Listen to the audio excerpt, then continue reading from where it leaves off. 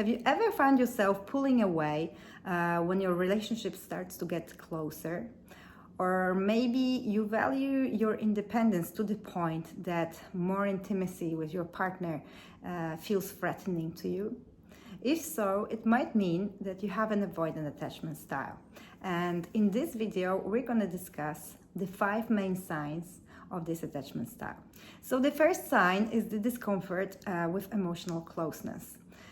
Which means that you don't like expressing your emotions. You don't feel comfortable with this.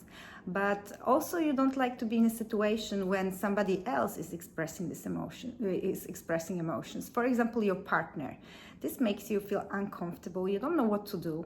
You would like to just leave the room and leave this conversation. And this is caused by the fact that in the childhood, people with avoidant attachment style were brought up by caregivers that did not value showing emotions, and they criticized the child for showing emotions, and that's why you develop this coping mechanism of avoiding showing emotions and avoiding emotional situations. The second sign of this attachment style is extreme craving for independence. First of all, you don't like relying on others. So for example, at a work environment, you don't like to delegate because you think that you can manage the tasks much better than when you ask somebody else to help you with it. And you don't like to ask for help even if in your personal life. Also, with your partner, when you are with someone that likes to spend more and more time with you, that might seem threatening because you might feel that you're losing your independence and that somebody is taking your time and you need your space. And this is once again connected with the childhood upbringing because your caregivers were not present all the time. They required you to be self-sufficient, and that's why you learned to be on your own, to deal with your problems on your own, and to need the space and independence. But don't get me wrong, not everybody that likes independence has this avoidant attachment style. Independence is a very good personal trait, but in the case of people with avoidant attachment style, it's going to extremes because you don't feel comfortable with the help of others, you don't feel comfortable with being too close with others. The third sign is the difficulty with expressing emotions. So, as discussed before, you don't like emotional situations, so you don't like discuss your feelings.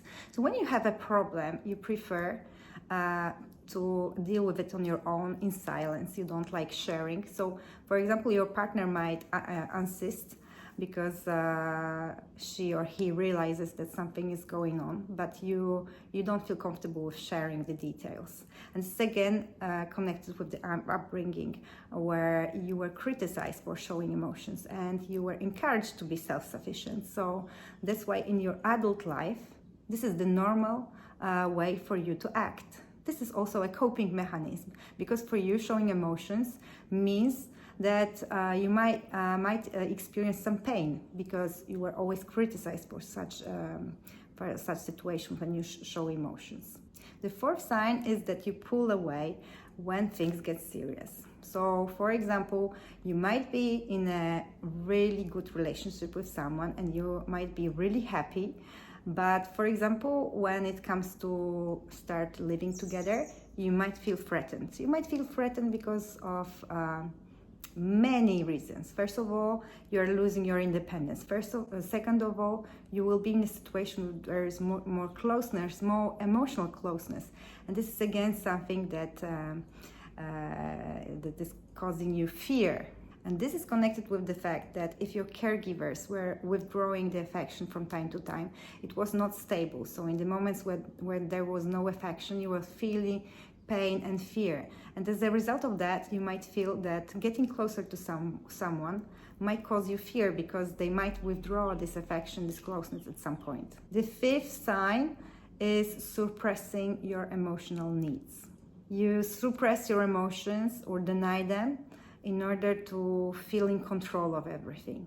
So for example, you might tell yourself that you don't need affection, support, when in reality you really crave this support and affection.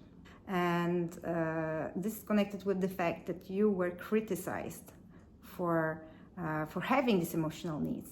So, for example, I have a friend that was telling me about his childhood, and when he was talking to his parents, he was expressing his needs, his desires. He was all the time criticized, and they always were telling him that he's such a difficult child, and this is what made him hide his emotions and feelings in the future.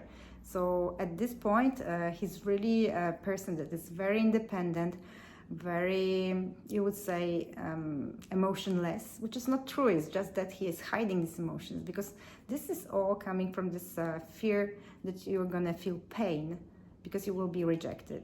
So these were the 5 main signs, and just remember that these are the coping mechanisms. It's not bad that you are like that. You're coping with your emotions in this way because you learned to deal with your emotions in this way.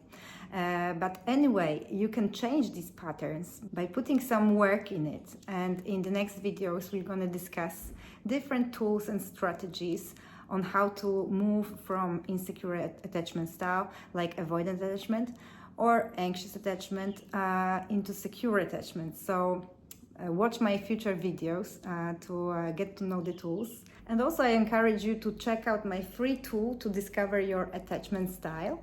I leave the link in the comments, so I suppose that by now you already have an idea what attachment style are you, and if you're watching this video, probably you might have an avoidant attachment style, but with this tool you can check it out again and be sure.